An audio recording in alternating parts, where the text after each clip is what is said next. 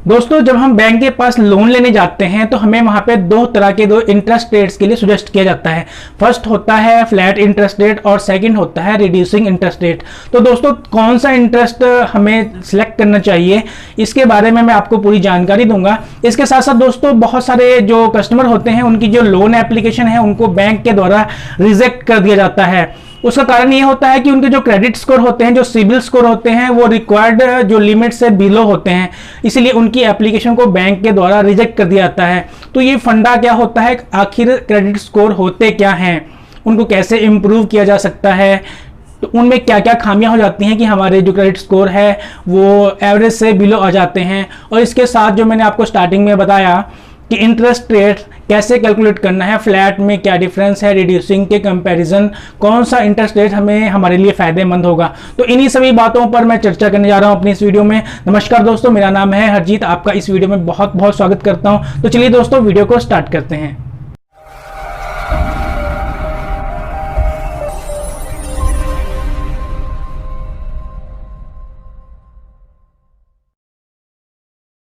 तो friends, welcome, दोबारा से स्वागत करता हूं आपका मैं अपनी वीडियो में। तो दोस्तों, इस वीडियो में हम तीन बातों को लेकर के चले हैं। First of all, flat interest rate क्या होता है, सेकंड में रिड्यूसिंग इंटरेस्ट रेट क्या होता है, और थर्ड में ये जो मैंने आपको बताया था सिबिल स्कोर, क्रेडिट स्कोर का फंडा क्या होता है। तो सबसे पहले सिबिल स्कोर, क्रेडिट स्कोर पर डिस्कस कर लेते हैं।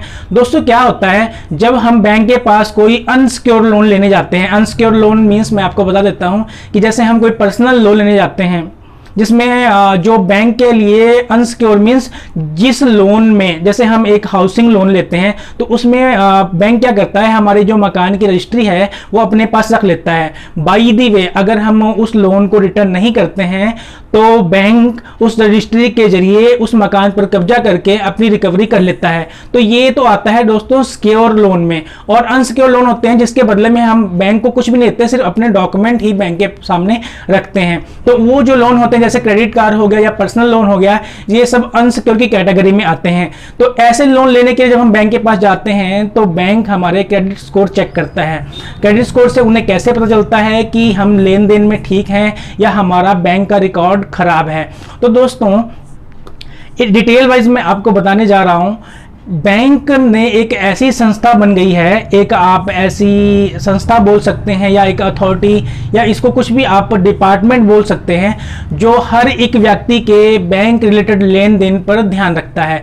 मान लीजिए आप कोई लोन लेते हैं पर्सनल और उसमें आप जो अपनी EMI है उनको टाइम पर पे नहीं करते हैं, तो जो बाउंसिंग का चार्ज होगा वो आपकी आउटस्टैंडिंग अमाउंट में जुड़ जाएगा। लेकिन आप अपनी टोटली EMI पे करने के बाद में उस अमाउंट को, जो आपको इंटरेस्ट और टैक्स लगा था, जो वो आपकी डिले पेमेंट पर आपने पे नहीं किया है, तो उसको अनक्लियर बैलेंस में डाल दिया जाता है। अगर आप उसको पे नहीं करते हैं तो बैंक के द्वारा आपको उस लोन की NOC नहीं दी जाती है। तो NOC ना लेने के कारण हम जब दूसरा लोन लेने जाते हैं, क्योंकि हमने पूरी पेमेंट नहीं करी होती है, तो बैंक वाले क्या करते हैं, हमारी आउटस्टैंडिंग अमाउंट हमने जो क्लियर नहीं की होती है उसके कारण जो उसकी रिपोर्ट सिबिल को भेज देते हैं। सिबिल क्या करता है, जिस हिसाब से हमारा बिहेवियर होता है उस हिसाब से हमारे क्रेडिट स्कोर को अप एंड डाउन करता रहता है। दोस्तों, जब हम कोई अनसिक्योर्ड लोन लेने जाते हैं बैंक के पास, तो बैंक तो भैया ऐसा तो है नहीं कि आकर के सबके पड़ोसियों को पूछेगा भैया इनको मैं लोन दे दूं, इनका लेन देन अच्छा है क्या, या उधर पड़ोसी को पूछेगा भैया इनको लोन दे दूं, इनका लेन देन अच्छा है।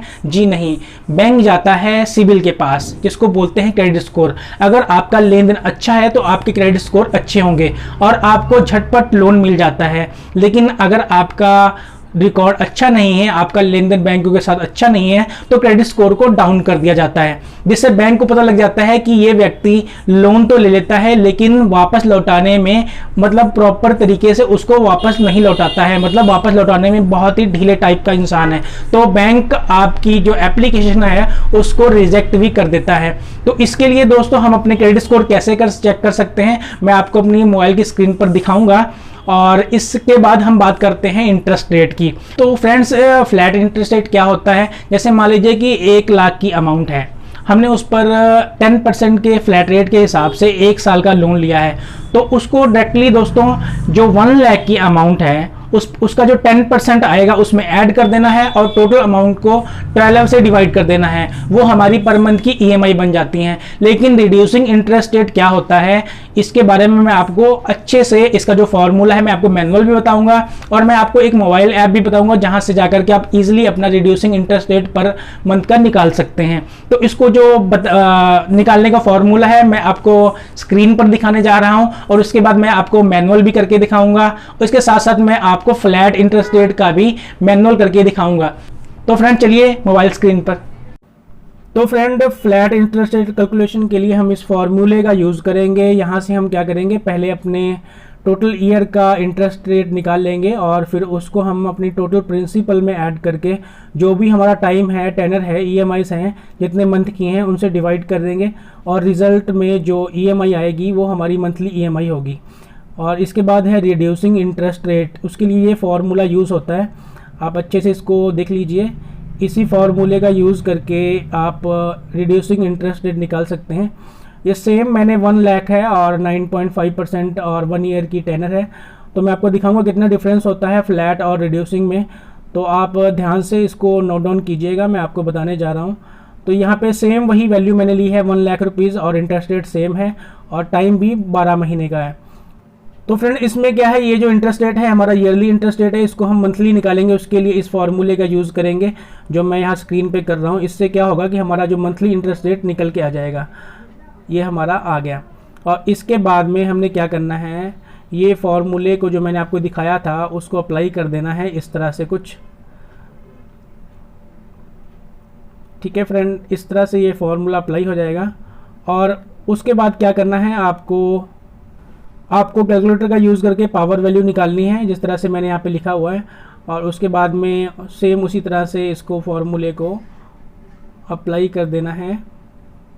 आप ध्यान से देख लीजिए, इसमें कोई भी दिक्कत होगी तो आप मुझे कमेंट में पूछ सकते हैं, मैं आपको सारी डिटेल्स की बता दूंगा। तो फाइनली फ्रेंड ये जो ईएमआई निकल के आई है रिड्यूसिंग इंटरेस्ट रेट की, तो आप देख सकते हैं कितना डिफरेंस है दोनों में, रिड्यूसिंग और फ्लैट इंटरेस्ट रेट ईएमआईज में। 356 रुपये का पर मंथ का डिफरेंस है इसमें। और इस तरह से फ्रेंड अगर आप चाहते हो कि आपने अपने एंड्रॉयड फ़ोन पर कैलकुलेट करना है तो ईएमआई कैलकुलेटर की ऐप आप डाउनलोड कर सकते हो। इसमें बहुत ही ईजी, आपको कुछ भी कैलकुलेशन करने की ज़रूरत नहीं है। आपको डायरेक्टली यहाँ पे जाना है इंटरेस्ट रेट वाले सेक्शन पे और यहाँ पे लोन अमाउंट को डाल देना है। जैसे मैंने आपको पहले करके दिखाया 1 लाख की अमाउंट यहाँ पर डाल देता हूँ मैं। और उसके बाद में आपने इंटरेस्ट रेट को नीचे फिल करना है, जैसे वहाँ पे 9.5% था और यहाँ पे टेनर डालना है मंथ्स में।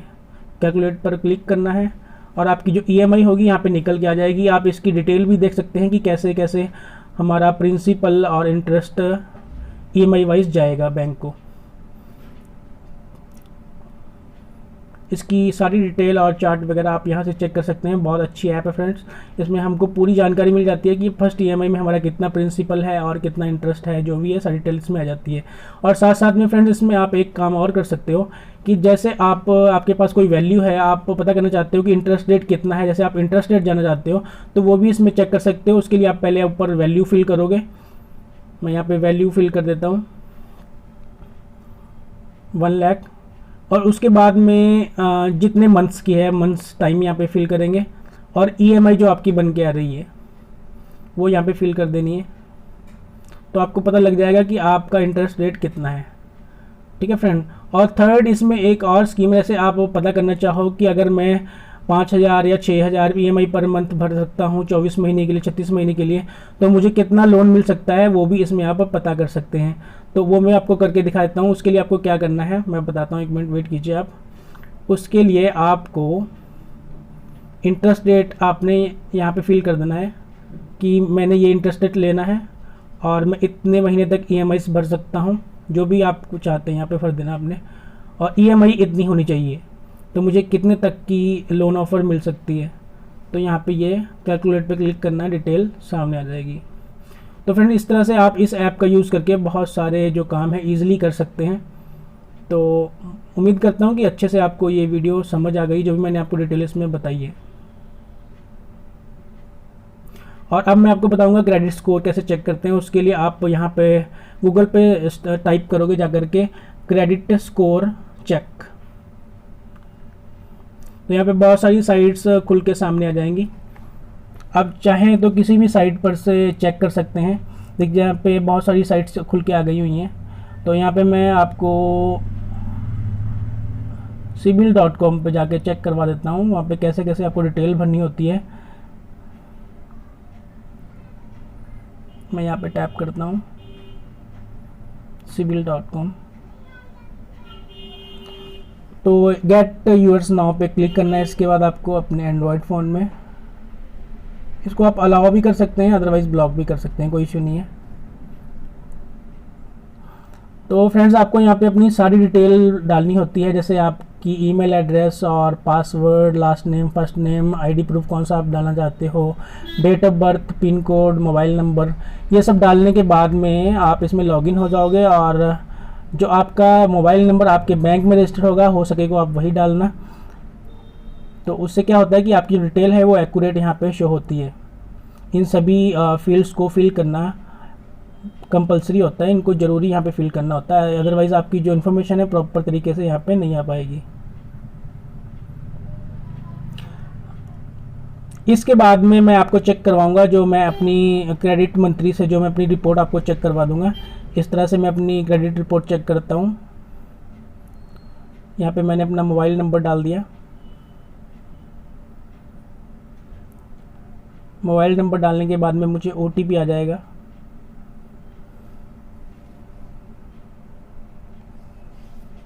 तो मैं फटाफट अपना OTP फिल कर देता हूँ।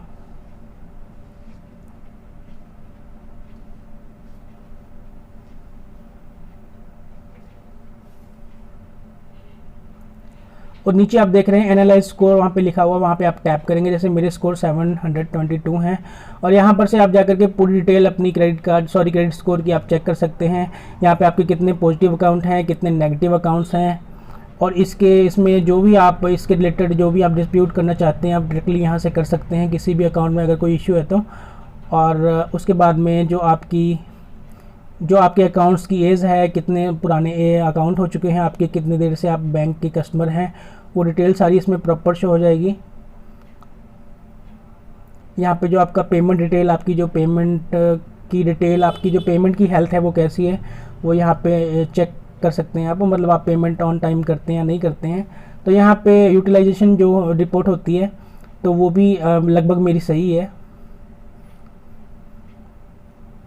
और यहाँ पे जो मैंने आपको बताया था कि 2 तरह के लोन होते हैं, एक तो सिक्योर होता है और एक अनसिक्योर्ड होता है। जिस तरह से इसमें मेरा जो अनसिक्योर्ड लोन है वो क्रेडिट कार्ड और पर्सनल लोन में आ जाता है, वो भी मैं आपको यहाँ पे शो करवाऊँगा। ये देख लीजिए यहाँ पे सिक्योर और अनसिक्योर्ड, ये एक मेरा पर्सनल लोन है और एक मेरा क्रेडिट कार्ड है। तो ये फ्रेंड्स अनसिक्योर्ड लोन की कैटेगरी में आता है। तो यहाँ से अपनी खामियों को चेक करके आप अपने क्रेडिट स्कोर को इम्प्रूव कर सकते हैं।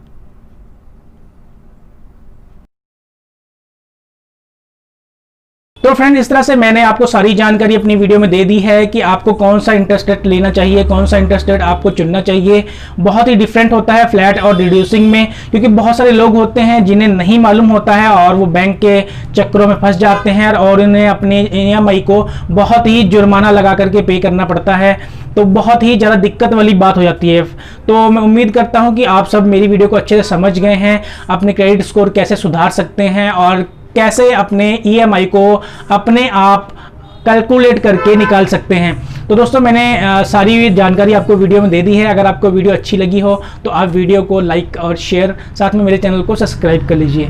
तो मिलूंगा नेक्स्ट वीडियो में, तब तक के लिए जय हिंद, वंदे मातरम।